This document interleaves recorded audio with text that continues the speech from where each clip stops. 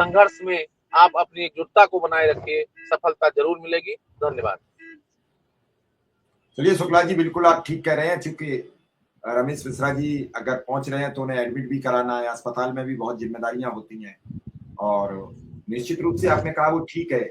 लेकिन शुक्ला जी, बात तो यह है कि जितना मीडिया का सोशलबाजी हुई, आज भी कोई चैनल चला रहा था कि अनुदेशकों को मिल गया।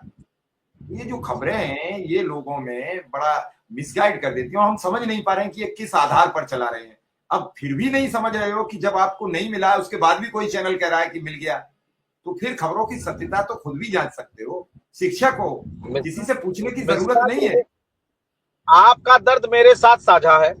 आप पूरी ईमानदारी के साथ काम करना चाह रहे हैं, मैं निरंतर प्रयास कर रहा हूं, सुशील जी चल रहे हैं, हमारे और तमाम साथी चल रहे हैं, लेकिन जैसे हमको गुमराह अगर मीडिया कर रहा है या कोई यूट्यूब चैनल कर रहा है तो उस पर हम ध्यान दें।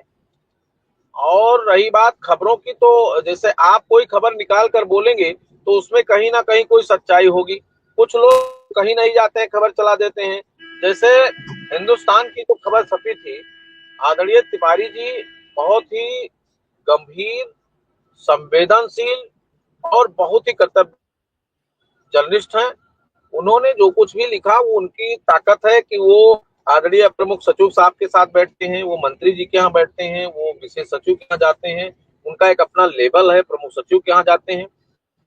क्या खबरें थी उन्होंने लिखा, उसके लिए उनको धन्यवाद। कम से कम कोई मेरी बात को फोर्सली कहीं रखता है, वही बात को समाज में ले जाता है। अब आप उस पर कमेंट करेंगे, ये आपका संवेदनहीनता है।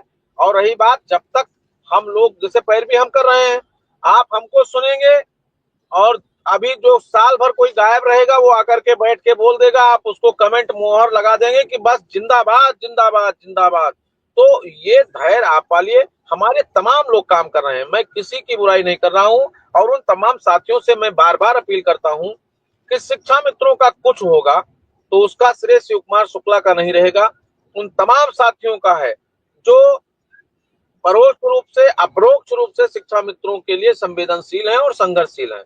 लेकिन वर्तमान परिदृश्य में इस एकजुटता को और सहनशीलता को कायम रखिए और आशान्वित लोगों को इस तरह से गुमराह न करें। हम लोग जब भी कोई चीज हो तो ऑथेंटिक चीज बताएं। जैसे उस दिन मिश्रा जी 8 साढ़े 8 बजे जब बात हुई थी मूल विद्यालय वापसी का, कभी मैं बोला नहीं था कि शासनादेश होगा।